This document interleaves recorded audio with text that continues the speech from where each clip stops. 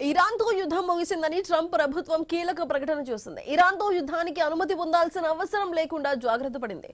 ఏప్రిల్లో కుదిరిన కాల్పుల విరమణ ఒప్పందంతోనే ఆ యుద్ధం ముగిసిందని కాంగ్రెస్ కు వైట్ హౌస్ తెలిపింది.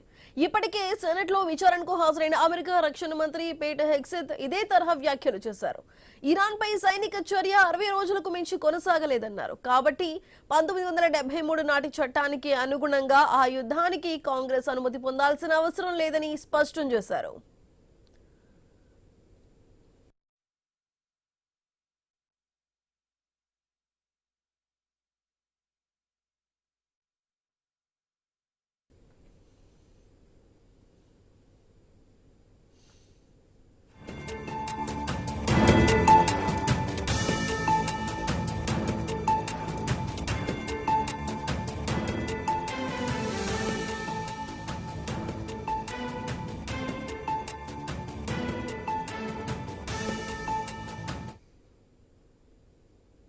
ఇరాన్తో యుద్ధం ముగిసిందని ట్రంప్ ప్రభుత్వం కీలక ప్రకటన చేసింది. ఇరాన్తో యుద్ధానికి అనుమతి పొందాల్సిన అవసరం లేకుండా జాగ్రత్త పడింది.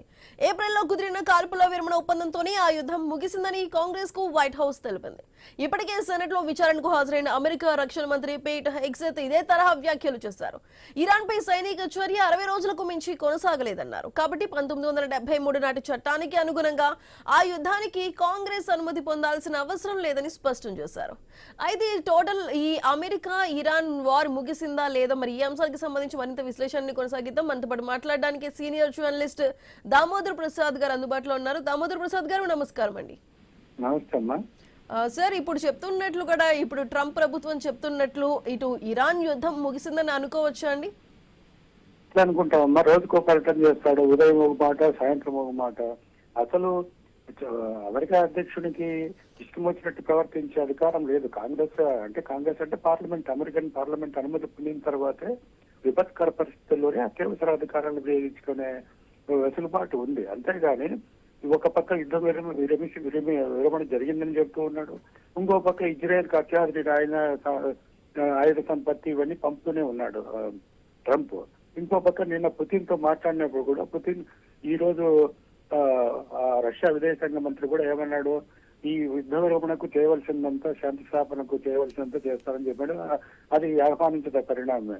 ఇప్పుడు ముఖ్యంగా ఒక పక్క ఇజ్రాయెల్ని దువ్వుతూ ఆయుధాలు సమకూరుస్తూ, మరో పక్క యుద్ధం ముగిసిందని అక్కడ అమెరికన్ కాంగ్రెస్ ను మెప్పించడానికో లేదా ఆ చట్టం నుండి బయటపడడానికో చెప్పే మాటలు తప్ప నిజాయితీతో కూడినటువంటి ప్రయత్నాలు అయితే శాంతి స్థాపన కోసం జరగడం లేదు.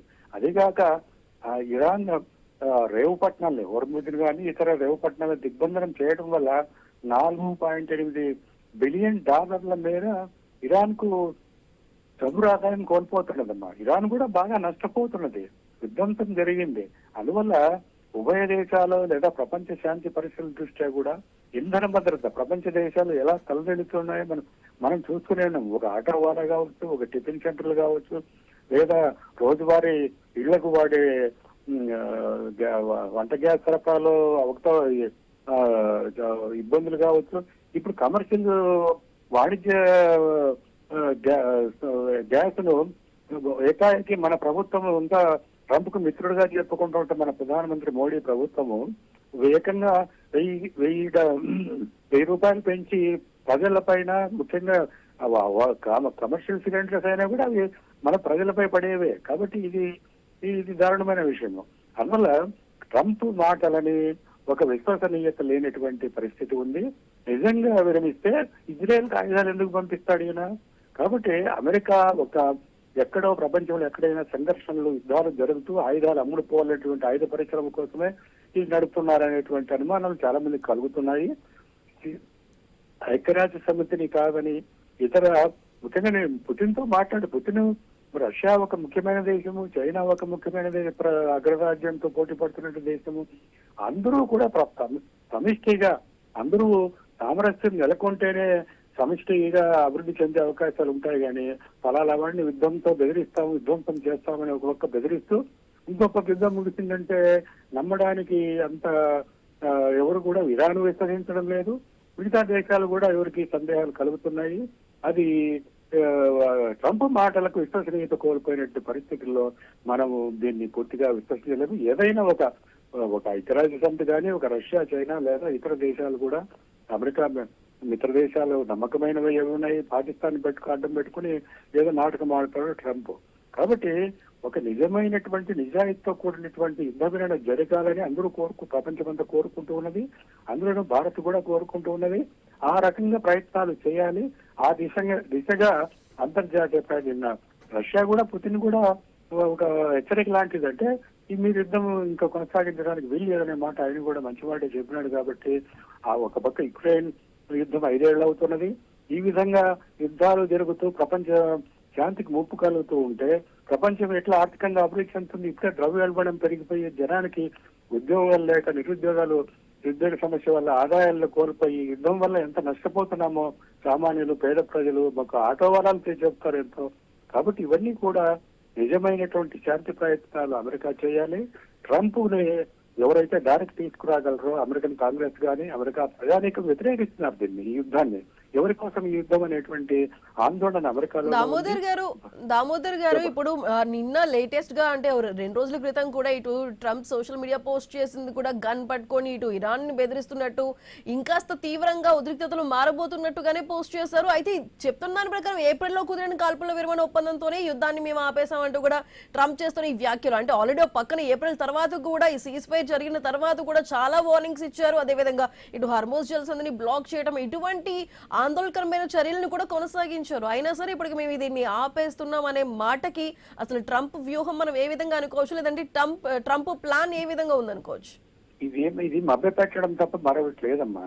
ఇట్లా మాయమాటలు చెప్తూ ప్రపంచాన్ని మేము ఏదో వాళ్ళు యుద్ధం విరమించినట్లు, ఇరాన్ ఏదో అక్కడ యుద్ధాన్ని కవిస్తున్నట్టు చెప్పడం తప్పితే తాను అమెరికా నిజాయితీగా అక్కడ హోర్ముజ్ కావచ్చు లేదా ఇరాన్ నౌకాశ్రయాల్ని లేదా రేవు పట్టణాలను దిగ్బంధనం చేయడం వల్ల ప్రపంచ దేశాలకు చమురు సరఫరా, గ్యాస్ సరఫరా అనేది ఆగిపోతుందమ్మా. కాబట్టి ఆ రకంగా ఇరాన్ కు ఒక్కదానికే ఒకవేళ చమురు ఆయుధం $4.8 బిలియన్ మీద నష్టం ఇరాన్ కు ఒకటే కాదు, ఇరాన్ కృంగిపోతుంది, నష్టపోతుంది. అదే సమయంలో ఈ గ్యాస్, చమురు అందక ఇప్పుడే $120 దాటుకునేటువంటి పరిస్థితి మనకు కనిపిస్తున్నది. ఇది ఇంకా పెరిగితే, ఈ యుద్ధం ఇలా కొనసాగితే ఈ డాలర్లు మరో $20 పెరిగిన ఆశ్చర్యం లేదు. అది ప్రపంచ ఆర్థిక వ్యవస్థకు చాలా చేటు తెస్తుంది. ముఖ్యంగా మన భారత్ వంటి అభివృద్ధి చెందుతున్న దేశాలకు తీరని నష్టం కలుగుతుంది. ఇప్పుడే మన జీడిపి కూడా ఈ యుద్ధం కారణంగా, ఈ చమురు సంక్షోభం కారణంగా గ్యాస్ సరఫరా లోపించి మన జీడిపి కూడా తగ్గేటువంటి పరిస్థితి కనిపిస్తూ ఉన్నది. ముందు అనుకున్నటువంటిది కాకుండా ఈ ప్రభావం దానిపైన ఉంటుంది, ఇతర దేశాలపైన ఉంటుంది. కాబట్టి ట్రంప్ ని దారికి తెచ్చేలా మన ప్రధానమంత్రి మోడీ కావచ్చు, ఇతర ఒక పలుకుబడి కలిగిన నాయకులు కూడా గట్టి ప్రయత్నాలు చేయాలి. కానీ ట్రంప్ మాటల్ని ఎవరూ విశ్వసించడం లేదు. దాని గ్యారంటీ ఫ్యూచర్ ఏముంది? ఇప్పుడు మాట చెప్తాడు, సాయంత్రానికి మళ్ళీ మేము వాళ్ళని ఇరాన్ ని తుడిచేస్తాం, విధ్వంసం చేస్తామని ఇంకో మాట చెప్తాడు. కాబట్టి పరస్పర విరుద్ధమైనటువంటి ఈ ప్రకటనల వల్ల అమెరికా అనే అగ్రరాజ్యము గతంలో అక్కడ అధ్యక్షులు మరి అనేక ఇరాక్ పైన, ఇతర దేశాలపైన దాడి సందర్భంలో కొంత మోసపూరితంగా వ్యవహరించినప్పటికీ ట్రంప్ అనే తెంపరితనంతో, ఒక బాధ్యతారాహిత్యంతో ఈ రకంగా యుద్ధాన్ని కొనసాగించడం అనేది ఎంత మాత్రం ప్రపంచ ప్రజలు హర్షించడం లేదు, అమెరికా ప్రజలు హర్షించడం లేదు. వెంటనే దీన్ని ఆపు చేయడానికి అగ్రదేశాలు, రష్యా, చైనా, ఇతర భారత్ సహా ఇతర పలుకుబడి కలిగినటువంటి నాయకులంతా కూడా పూనుకొని ఐక్యరాజ్య సమితిని ముందుకు తీసుకొచ్చి భద్రతా మండలిలో ఈ విషయమైన చర్చను లేవదీసి శాశ్వత పరిష్కారం చూడాలమ్మా. Okay sir, thank you so much అండి.